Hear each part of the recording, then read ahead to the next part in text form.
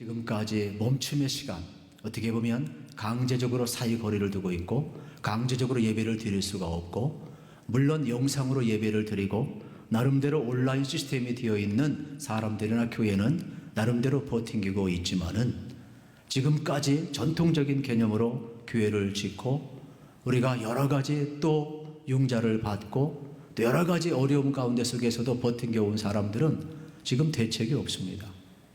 그래서 더 이상 어떻게 방법이 없으니까 청산절차에 들어갔는데 속수무책인 이러한 시대에 살고 있습니다. 저는 이러한 아픔을 보면서 교회가 무엇인가 생각해 봤습니다. 교회는 사람인데, 교회는 예수를 주로 고백하는 성도들의 모임인데, 우리는 과연 교회다운 교회를 세웠는가? 아니면 바벨탑처럼 큰 교회를 지어놓으면 성공한 것이고 수많은 사람들을 모아놓으면 성공한 것인가? 과연 우리는 그러한 교회를 추구해 왔는가? 왜요? 여러분, 코로나19가 와서 사회적 거리를 두기로 하고 강제적으로 우리가 모일 수 없는 시대에 살면서 이렇게 속수무책 무너진다는 것을 보면은 지금까지 우리가 추구한 신앙은 무엇인가 방향이 잘못되었다는 것을 보여주고 있는 겁니다. 왜냐하면 교회는 어렵고 환경이 어렵고 수많은 도전과 고난이 와도 오히려 더 하나님 앞에 예배했습니다. 오히려 더 믿음을 지켰습니다. 오히려 야성이 있었습니다. 오히려 더 진실했습니다. 오히려 세상을 향하여서 정면 돌파해 나아갔습니다. 그런데 어느 순간 우리는 그러한 야성을 잃어버렸습니다. 그러면 교회란 무엇입니까? 무엇인가 잘못되었다는 것을 우리는 지금 느끼고 있는 겁니다. 저는 그래서 본질에 충실해야 되겠구나. 늦은 것 같지만 지금이 가장 좋은 시기구나. 하나님께서 우리의 만물인 같은, 우리의 바벨탑 같은 이러한 것을 허물어 버리시면서 다시금 본질로 돌아가라 하는, 어떻게 종교개혁만이 여러분 어떻게 새롭게 본질로 돌아가는 거겠습니까? 우리는 날마다 본질로 돌아가야 되고 지금 다시 한번 우리가 본질로 돌아가야 돼요. 그래서 우리 개인들도 먼저 예수님을 만나야 합니다.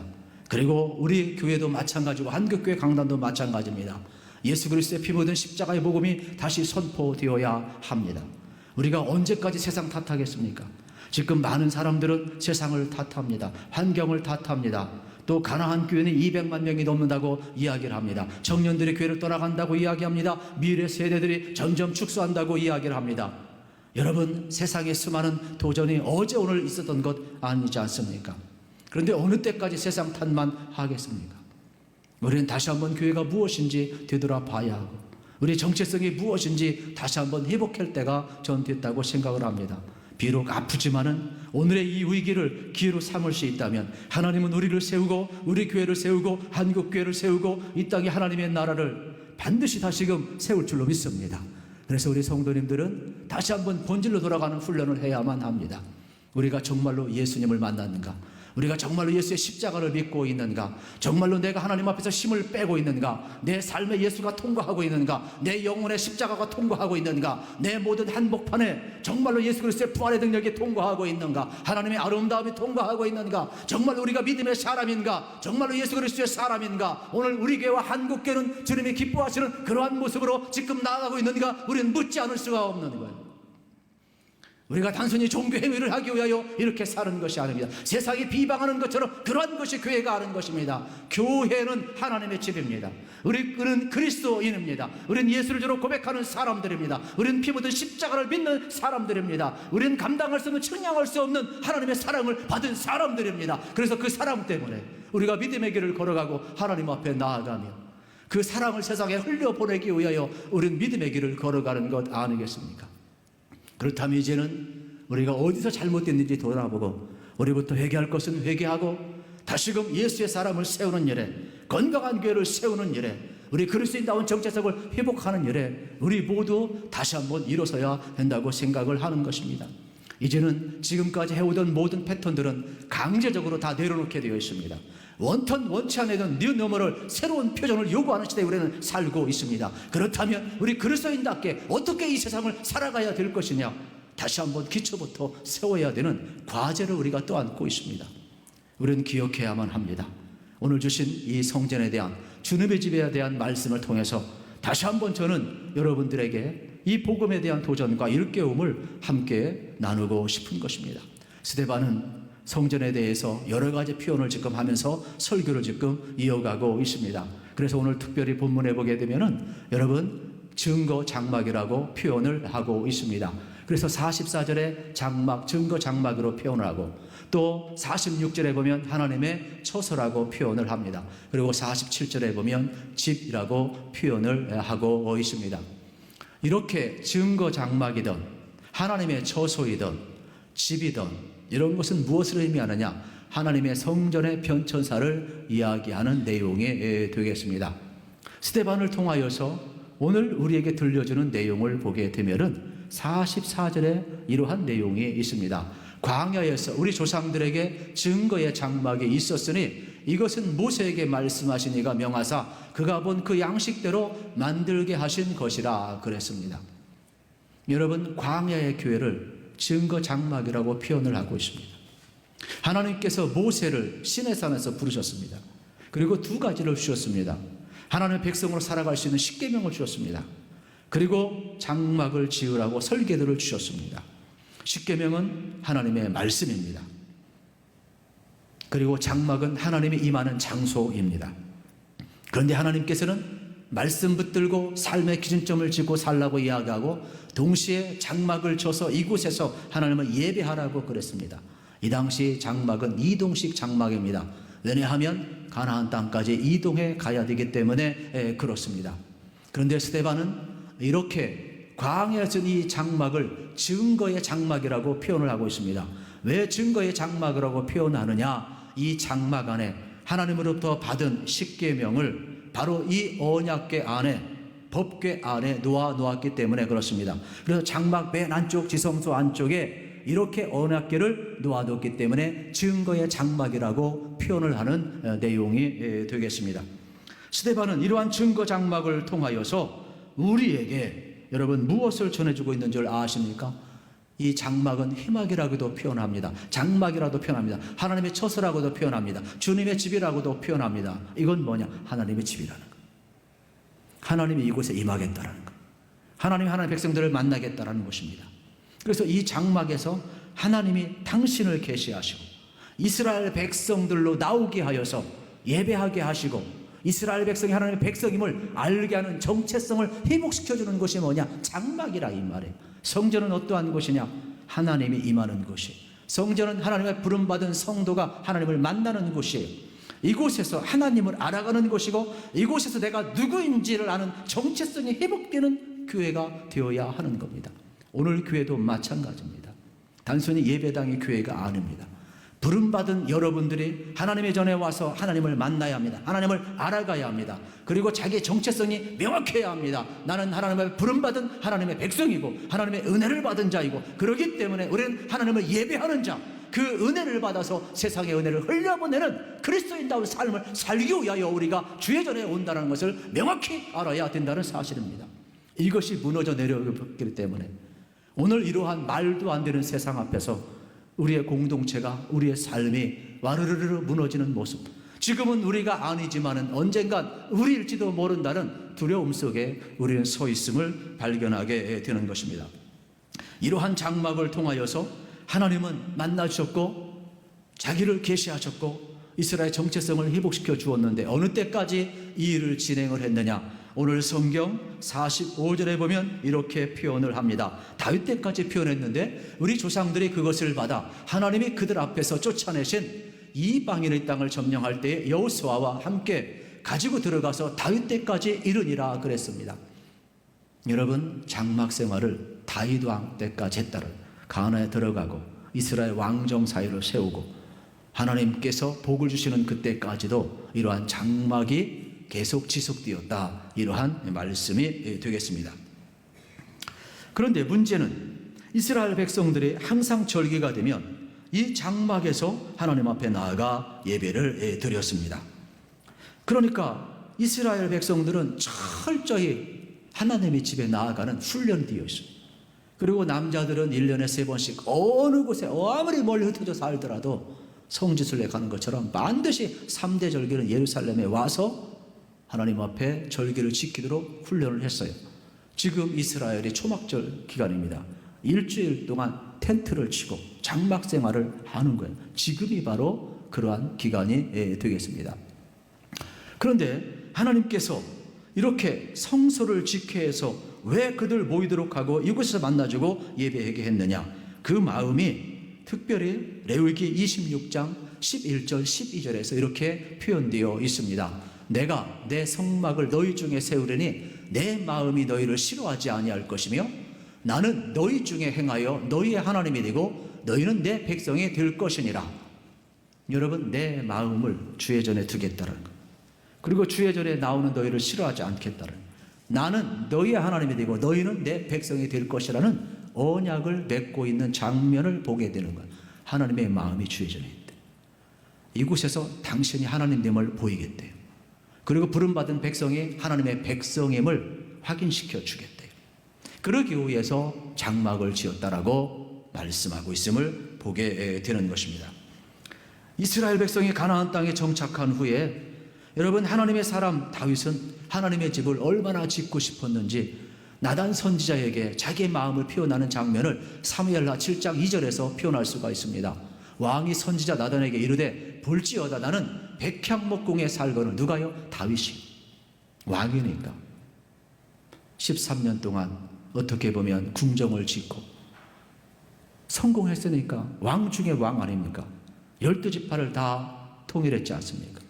그리고 하나님이 복을 주셔서 다윗을 별처럼 빛나게 했잖아요. 그런데 하나님의 궤는 휘장 가운데 있도다 그랬어요.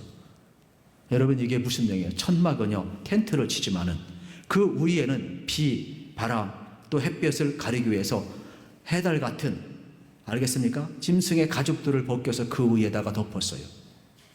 그러니까 멀리서 바라볼 때 그 장막이 비에 햇빛에 그을리고 얼마나 초라하게 보였겠어요. 그런데 자기는 왕궁에서 지금 잠을 자고 있으니 하나님을 모르는 사람이야 모르겠지만은 하나님을 모시고 하나님 중심적으로 살았던 다윗의 마음이 얼마나 불편했는지 몰라요. 그래서 내가 마음이 불편해서 도저히 안 되겠다. 하나님 집을 줘야 되겠다. 그래서 자기의 모든 걸 다 내놓겠다고 이야기를 합니다. 여러분, 지금 주님의 집은 어떤 의미를 지니고 있느냐 묻지 않을 수가 없어요. 성경에 보면 주님의 집을 여호와의 집이라고 표현을 하고 있어요. 시편 92편에 보면 이렇게 말씀을 합니다. 의인은 종려나무같이 번성하며 레바논의 백향목같이 성장하리로다. 이는 여호와의 집에 심겼으며. 우리 보고 여호와의 집에 심긴 자라는 거예요.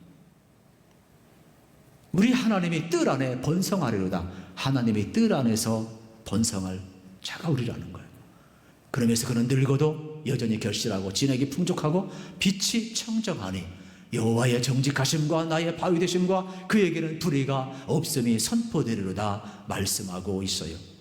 뿐만 아닙니다. 시편 135편 2절에서 여호와의 집, 우리 여호와의 성전, 곧 우리 하나님의 성전들에 서 있는 너희여 그랬어요. 여러분, 우리는 성전에 숨겨온 자일 뿐만 아니라 성전 안에 서 있는 너희라 그랬어요. 심지어 제가 가장 사랑하는 구절 시편 27편 4절 말씀에서 다윗은 이러한 고백을 합니다.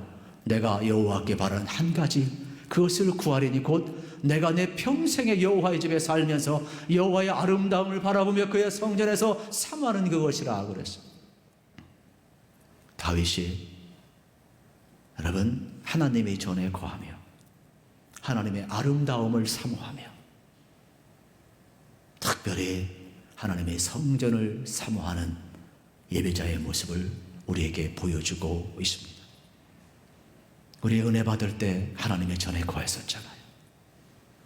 우리 이렇게 강제적으로 드릴 수 없는 이 시간이 오기까지 우리는 하나님 앞에 나아가 찬양했던 시간, 성전에 마음껏 와서 머물렀던 시간, 그리고 그 은혜를 나눴던 그러한 시간들, 우리 모든 함께 교제를 나눴던 그 시간이 여러분 얼마나 새롭게 지금 다가오는 시간입니까?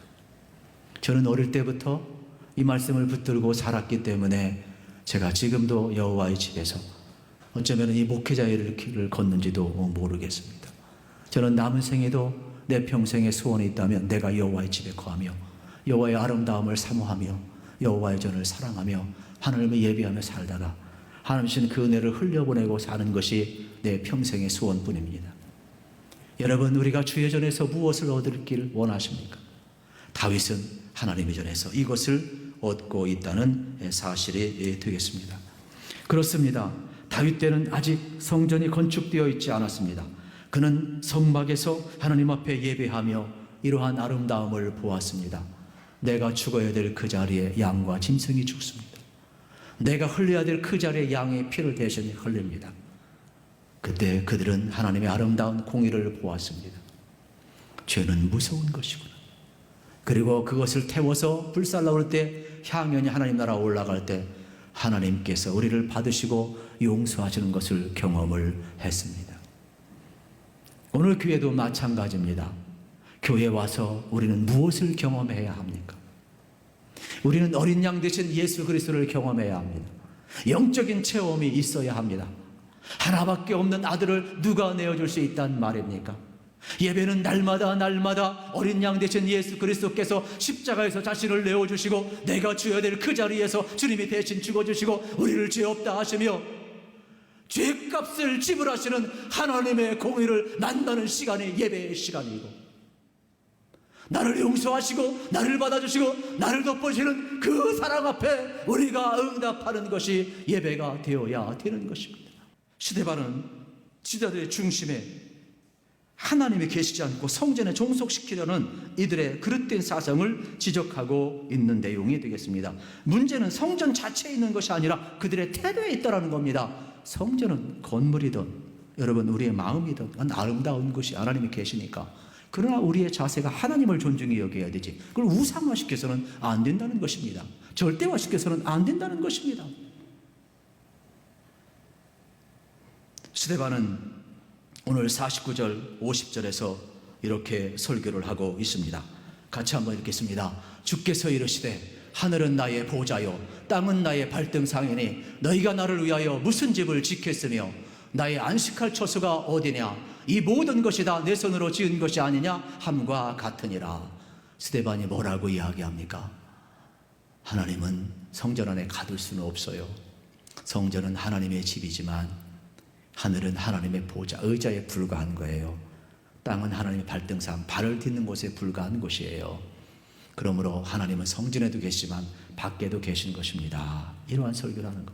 하나님은 우주 안에도 계시고 우주 밖에도 계신 분이다. 이러한 설교를 하는 거예요.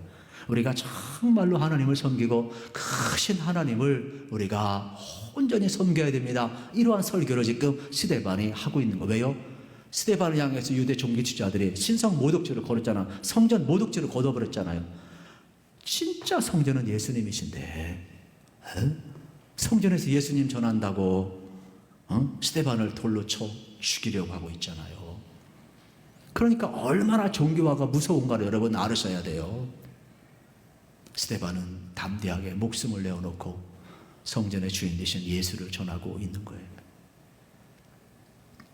그러면 왜 우리가 아무 데서나 예배해도 되는데 굳이 하나님의 집에 와서 예배를 해야 되느냐? 하나님의 마음이 여기에 있답니다. 신명기 12장 5절부터 7절에 하나님은 이렇게 이야기를 합니다. 나는 어느 곳에든 다 있지만 내 마음을 두겠다. 그래서 주의 집에서 너희들이 나와서 예배하라, 이렇게 표현을 합니다. 길지만은 같이 읽겠습니다. 오직 너희 하나님 여호와께서 자기의 이름을 두시려고 너희 모든 지파 중에서 택하신 곳, 그 계실 곳으로 찾아 나아가서 너희의 번제와 너희의 제물과 너희의 11조와 너희의 손의 거제와 너희의 소원제와 낙헌 예물과 너희 소와 양의 처음 난 것을 너희는 그리로 가져다가 드리고 거기 곧 너희 하나님 여호와 앞에서 먹고 너희 하나님 여호와께서 너희 손으로 수고한 일에 복주심으로 말미암아 너희와 너희의 가족이 즐거워할지니라 그랬습니다. 하나님의 마음을 주의 집에 두겠대요. 그래서 너희는 나오래요. 그리고 주신 은혜를 감사하래요. 그리고 모든 소출을 가지고 드리래요. 그리고 함께 교제를 나누래요. 그리고 함께 즐거워하래요. 그리고 세상을 향하여서 이것을 나누어주라고 말씀하고 있는 거예요. 그러니까 예배는 하나님 앞에 나가는 거예요. 그리고 그 속에서 우리의 마음을 드리고 우리의 주신 은혜에 대한 감격을 하고 물질도 드리고 우리 마음도 드리고 몸도 드리고 또 하나님과 교제를 나누고, 그래서 하나님의 은혜가 우리 속에 흘러갈 때 그분의 아름다움이 흘러가고 그분의 사랑이 흘러가고 그분의 덮어짐이 흘러가서 내 삶이 주님의 성품으로 바뀌어가고, 예배를 잘 드리면 우리가 예수님의 성품으로 하나님의 아름다움으로 바뀌어갈 수밖에 없는 거예요. 그래서 세상에 나아가 이 아름다움이 흘러가라는 거예요. 그런데 오늘 강제적으로 우리는 거리를 두어야 돼요. 예배를 못 드려요. 물론 가정에서 영상 예배 안 드리는 것보다 낫지만은, 여러분 어떻게 주의 전에 와서 자기 몸을 드리는 것과 같겠습니까? 그건 부득이한 경우에 일어나는 일들이지. 그래서 저는 오늘 말씀을 정리하면서 이 어려운 시대에 너무 환경 탓 안 했으면 좋겠어요. 정말로 여러분들이 주님의 전을 사모함이 회복되어 가기를 축복합니다. 만약에 여러분 흩어져 있다면 여러분 마음에 꼭 주님 모시고 여러분 마음이 지성소가 되기를 주의 이름으로 축원합니다. 그리고 우리는 시편 27편 4절 말씀처럼 우리 평생에 한 가지 소원 바라는 것이 있다면, 여러분 여호와의 집에 내가 살면서 어떻게 해야 돼요? 여호와의 아름다움을 바라보며 그 성전을 사모하는 것이라 그랬어요. 그래서 저는 여러분들이 예배가 무너지면 안 돼요. 저는 1부, 2부 그러한 설교를 했어요. 혹시 영상으로 스트리밍으로 지금 보고 있는 여러분, 가정에서 여러분 예배를 드리시고 월요일부터 토요일까지 주일까지 한 번 이상 교회 오십시오. 그리고 교회는 항상 열려 있습니다. 기도의 공간이 있습니다. 수많은 홀들이 있습니다. 찬양하십시오. 와서 기도하십시오. 자신을 드리십시오. 하나님께 마음껏 사모하십시오. 그분의 임재를 경험하십시오. 그래서 여러분들이 안일한 자리, 여러분들의 삶이 안일한 자리에 있는 그 자리에서 일어나 하나님의 임재 가운데 나아가고, 여러분의 마음의 지성소에 나아가듯이 주의 성전에 아버지의 마음이 있고 주님 앞에 나가라고 이야기했으니까 이 하나님의 말씀을 따라 나가셔서 여러분들이 예배할 때 여러분의 영혼이 살고 여러분의 심령이 살고, 그래서 하나님의 아름다움이 여러분 가운데 흘러가야 여러분도 살고 세상도 아름다워진다라고 제가 설교를 했어요. 저는 성령님께서 은혜를 주신다면 전 성도가 이제는 주의 전을 찾는 운동을 해야 돼요. 이 방역, 여러분 코로나 포스트를 이야기하는데, 여러분 코로나 이후가 아니라 지금 코로나와 함께 살고 있어요. 위드 코로나를 이야기해요. 위드 코리아가 되고 안 돼요. 제가 볼 때 인 코로나예요. 코로나 안에서 우리가 살 수밖에 없는 시대를 살아가고 있어요.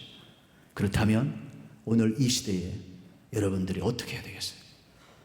하나님을 더 가까이 하시길 축복합니다. 그래서 하나님의 전을 가까이 하셔서 하나님을 알아가시고 하나님을 사랑하시고 하나님의 은혜를 경험하시고 하나님의 아름다움이 여러분 속에 다 통과되어서 하나님과 친밀한 교제가 회복되어서 여러분 삶에도 하나님의 아름다움이, 하나님의 사랑이, 예수 그리스도의 생명의 복음이 끊임없이 흘러가기를 우리 주님의 이름으로 축복합니다.